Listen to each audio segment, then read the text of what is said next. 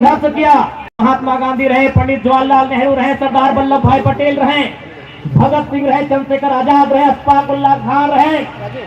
जब उन्होंने बलिदान देकर संघर्ष करके इस भारत को अलग किया, इस भारत को आजाद कराया, तो हमारे सामने एक बहुत बड़ा सवाल था कि भारत आजाद तो हो गया है, लेकिन इतनी बड़ी आबादी, अनुमानित उस समय भारत की आबादी 30 करोड़ से ज्यादा थी। जब भारत देश ने आजादी पाई थी, 30 करोड़ से ज्यादा हमारी आबादी थी। 3 लाख देवी देवता हमारे, लगभग सैकड़ों मान्यताएं, सैकड़ों प्रकार के धर्म इस मिट्टी में, लगभग कई हजार बोलियां, कई हजार भाषाएं। तो उन लोगों को एक धागे में बांधा कैसे जाए? आजाद तो हम हो चुके हैं, लेकिन इस आजादी का असल अर्थ तभी होगा जब सभी लोग एक सूत्र में बंधेंगे। तब इस देश के विद्वानों ने, इस देश के महापुरुषों ने संविधान बनाने का निर्णय लिया और उसी संविधान को आज के दिन स्थापित किया गया। तब से हम लोग गणतंत्र दिवस मनाते आए हैं। यानी अगर सरल भाषा में समझा जाए तो देश को चलाने के लिए एक नियम, देश को चलाने के लिए एक नियम, जैसे आप अभी देखिए इस लाइन में आप बैठे हैं, बहन लोग अलग पंक्ति में बैठी हैं, भाई लोग अलग पंक्ति में बैठे हैं। क्या है? नियम है। हम देखिए अभी आधे घंटे का कार्यक्रम को चला रहे हैं, एक नियम से चला रहे हैं। ऐसा नहीं है एक भाई बैठा है, इसके बगल में बहन बैठी है, ऐसा नहीं है। बहन अलग बैठी है, भाई अलग बैठे हैं। क्या? ये नियम है। यानी हम 1 घंटा के कार्यक्रम को संचालन कर रहे हैं, हमें नियम की जरूरत है। तो 30 करोड़ की जनसंख्या का संचालन करना था, हमें नियम की जरूरत थी। उसी नियम को संविधान कहते हैं, और संविधान जिस दिन लागू हुआ उसे गणतंत्र दिवस कहते हैं। अब गणतंत्र हमें मिला क्या? गणतंत्र हमें क्या मिला? तो उसके नाम में ही है। जैसे झारखंड, झार और खंड, जंगल की धरती झारखंड, तो गणतंत्र में छुपा है कि गणतंत्र का मतलब क्या है? गण मतलब क्या? आप, हम, सब। गण मतलब लोग, और तंत्र यानी ताकत। इससे पहले ताकत कहां होती थी? राजाओं की तलवार में।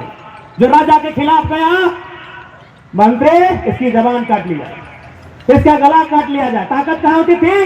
तलवार में। अंग्रेजों के काल में ताकत कहां थी? अंग्रेजों की तोप में। जो उनके खिलाफ गया, इसे बांध दो, तोप से गोले से उड़ा दो। लेकिन जब भारत स्वतंत्र हुआ और गणतंत्र की स्थापना हुई, तो ताकत कहां मिले? हमारी मुट्ठी में।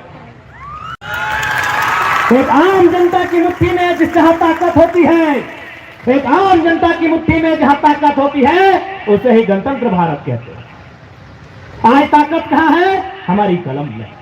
आज ताकत कहां है? हमारी संगोली की वोट में। आज ताकत कहां है? जनता के हाथ में निहित है। यही गणतंत्र का असर है।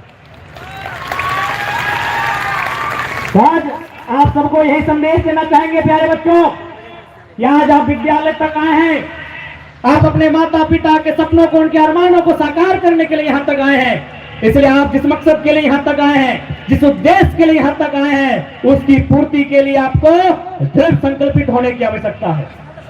आपको संकल्प लेने की आवश्यकता है कि आप जो अपना 4-5 घंटे का समय इस विद्यालय परिवार में देंगे, तो जब आप यहां से जाएंगे कुछ हासिल करके, कुछ सीख के जाएंगे।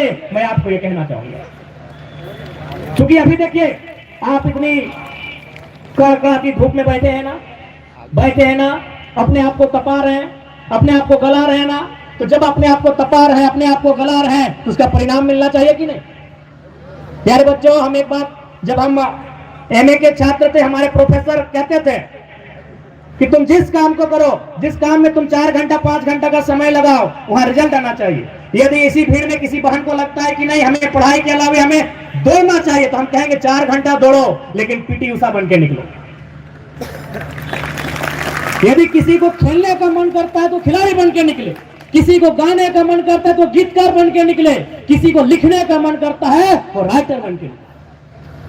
मेरे कहने का मतलब है, आप अपने जीवन का सबसे बहुमूल्य समय इस विद्यालय में 4 घंटा से 6 घंटा देते हैं, तो उसका रिजल्ट आना चाहिए। भैया हम नहीं कह रहे कि आप पढ़ो, आपको दौड़ने का मन है 4 घंटा दौड़ो, लेकिन इस राज्य का नंबर 1 धावक बन के सामने आना। ठीक है प्यारे बच्चे, आपको पुनः गणतंत्र दिवस की शुभकामनाएं।